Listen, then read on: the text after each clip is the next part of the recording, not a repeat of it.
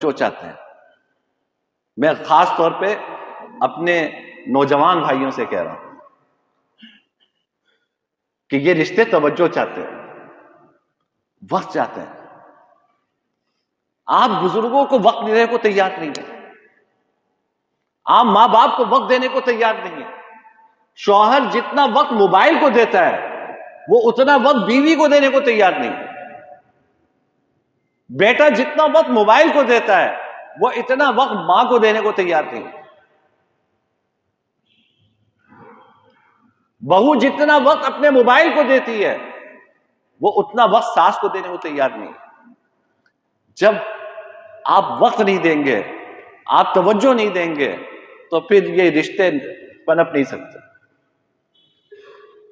بھائی دیکھو, مسجد میں آتے ہیں تو میں آپ سے کتنا سال سے آپ سے عرض کر رہا ہوں کہ بھائی موبائل گھر پہ چھوڑ کے آئے گا.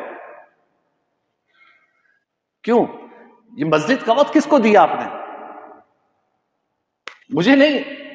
یہ مسجد میں جب آپ آئے تو آپ نے یہ وقت اللہ رب العزت کو عطا کیا, اللہ رب العزت کو یہ وقت دیا آپ نے, اللہ سے سودا کیا اس وقت کا.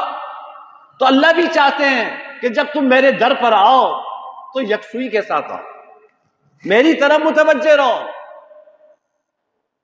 یہ کیا بات ہے کہ نماز سے پہلے بھی موبائل ہاتھ میں, سلام پھیرا موبائل ہاتھ میں, سب سے پہلے سلام پھیرنے کے بعد یہ چیک ہو رہا ہے کہ جی کیا میسیجز آئے ہوئے ہیں, اور بس ان میسیجز کا جواب ہے.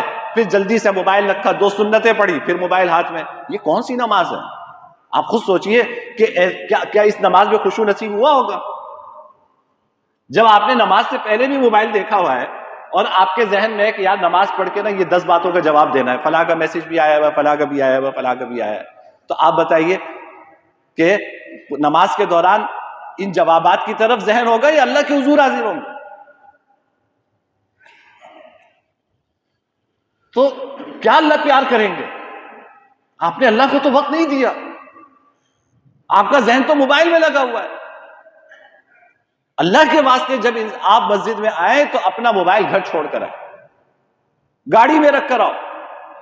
مسجد میں موبائل لے کر نہ آؤ, تاکہ مسجد میں جتنا وقت گزرے آپ کا وہ یکسوئی کے ساتھ گزرے, وہ اللہ سے لو لگا کر گزرے, اللہ سے تعلق میں گزرے. نہ یہ کہ ذہن یہ ہے کہ یہ موبائل میں یہ میسج آیا, وہ میسج آیا, اور کوئی کام کا میسج نہیں ہے. یہ نہیں ہے کہ اگر آپ نے اس میسج کا جواب نہیں دیا تو لاکھوں کی ڈیل جو ہے نا وہ ہاتھ سے نکل جائے گی. اگر اتنی لاکھوں کی ڈیل کر رہے ہوتے نا, یہاں نہ بیٹھے ہوئے ہوتے. بس خواہ خواہی کے میسج ہے.